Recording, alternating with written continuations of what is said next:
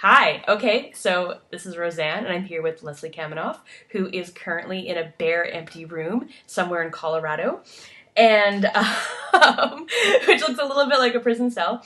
And we're It's just having a the chat because internet connection. It's where I can get the fastest speed to do this. Because the yes, Wi-Fi wasn't working. Yeah. yes, we had this is the second attempt, and this one's going to So, be better.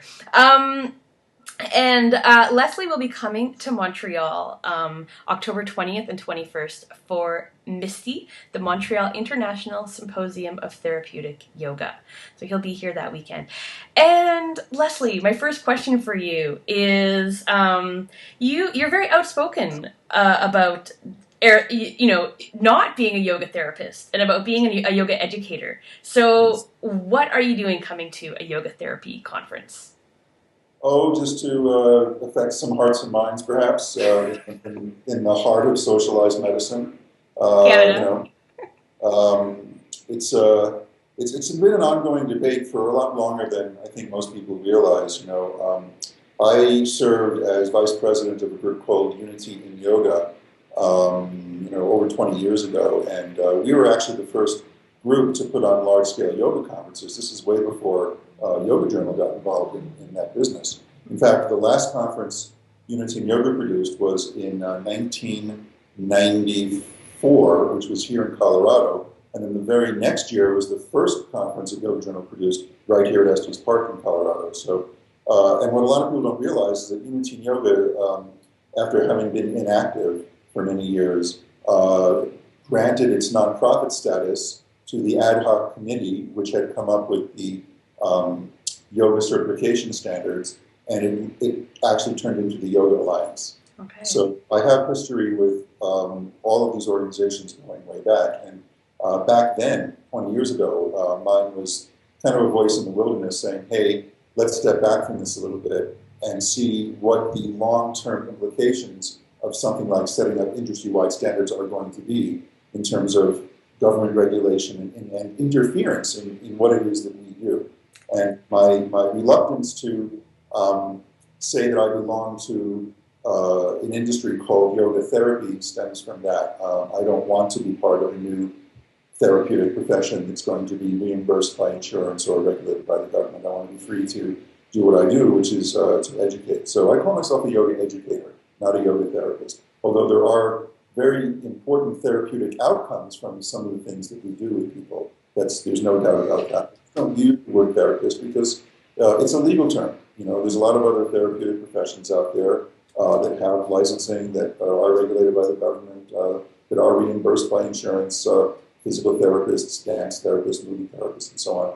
I don't want to be competing with them. I don't want to be part of mainstream healthcare delivery. I want to remain a viable alternative for people who haven't been getting what they need from mainstream healthcare delivery, and I want to keep our distinct and unique and quite valuable identity separate from that. So that's a long-winded answer to your question, but I hope it sets some of the context of where I'm coming from. Yeah. So I'd like to hear a little bit more about what you think yoga can offer that these other disciplines maybe can't offer.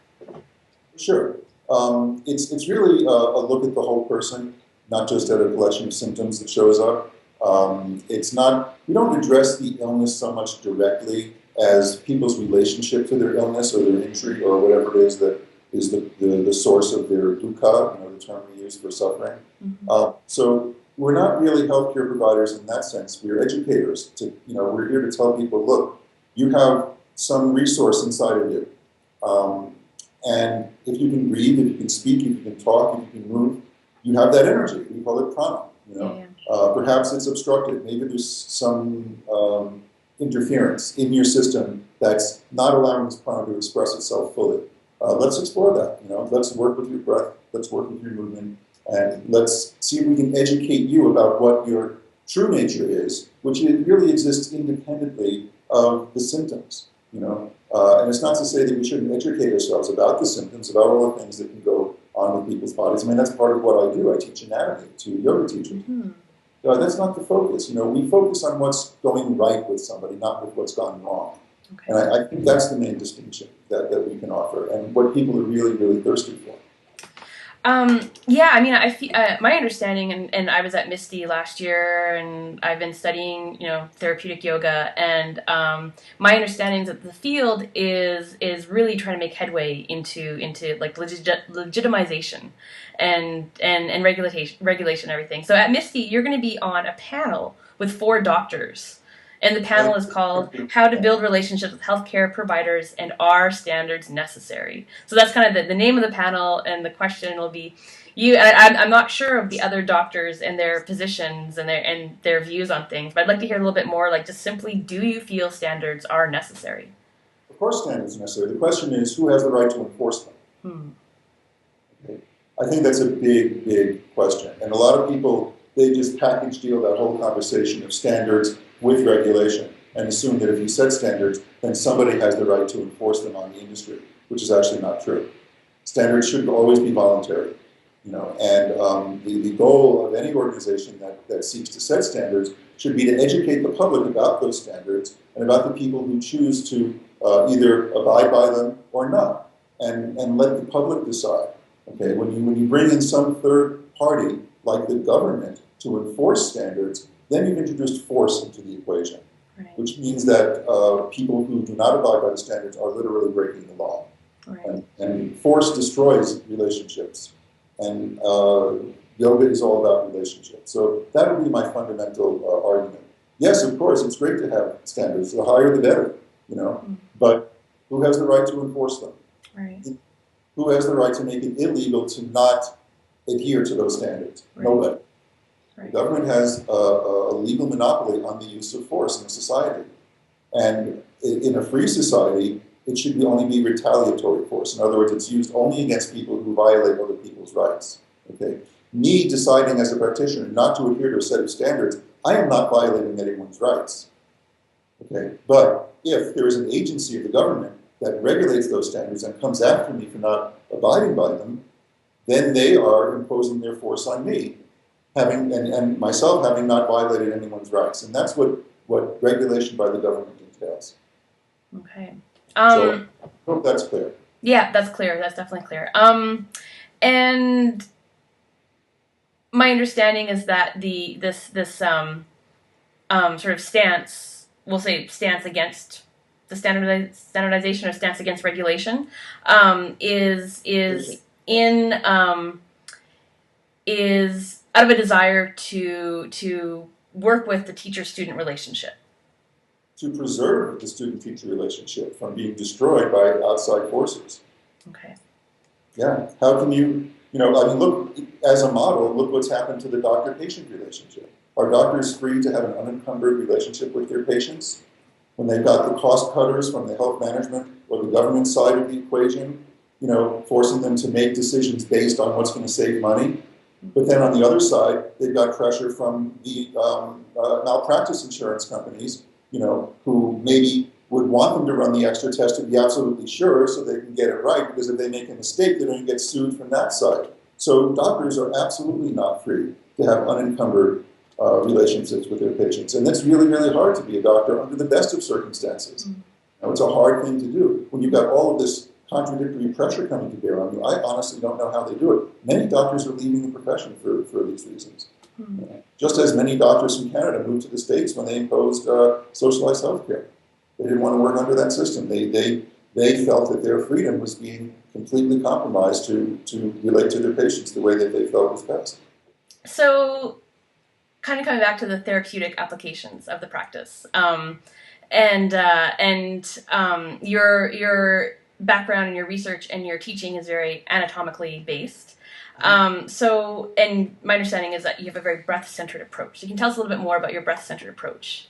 Well, sure. This is really due to the fact that the tradition that I'm connected with is that of my teacher, T.K.V. Desavachar, and his father, T. Krishnamacharya.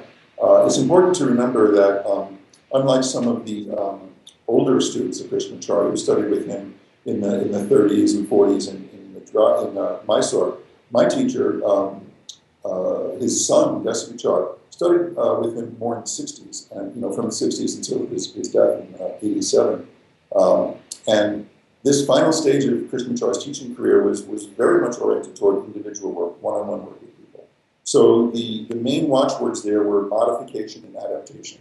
So you're taking all of these tools of asana and pranayama and mantra and even ritual and chanting and so on, and Ayurveda, because he was an Ayurveda practitioner. And you're bringing this all to bear on a specific individual and what is going to be most useful for them in their context. And Krishnamacharya called the breath a virtual surgery without instruments, because of the way your diaphragm is situated in the body, its movements can affect every functioning system of your body, every organ, just on a mechanical level, let alone physiological or energetic. So the breath-centered nature of our practice simply means that we use the breath as the central focus of what we're trying to achieve mechanically, physiologically, emotionally, and on every other level, and adapting it to the individual. So what we do an individualized breath-centered approach to yoga. Okay, great. And do you feel that this approach is best utilized in an individual context, so in a private session, or in group sessions, or what's the sort of ideal context for this approach to happen? Well, the ideal context is whatever situation the teacher finds themselves in, whether it's in front of one student or 10 or 100. You know, the principles are there. You can even structure even a large group class in a way that allows each person in that class to find their own rhythm, to find their own breath, and to find their own experience. You know, it's how you language things. You know, rather than, for example, telling a student what they should be feeling, you know, you say, here's what we're going to explore, see what you feel, right? Okay. And so it's more of an invitation to an exploration and an experience rather than, here's what you're going to learn, here's the effect it's going to have, this is what it's good for, and this is what your experience is going to be. You know, we leave it very open-ended. So that's a way of individualizing people's experience, even if they're in a large group. Okay, great. Well, thank you very much for taking the time to talk to me and to answering these questions today. And we'll see you in Montreal in 2 and a bit weeks. Yeah, looking forward to it. We should have some animated discussions. Yeah, I'm sure. Okay, thanks a lot, Leslie. My pleasure.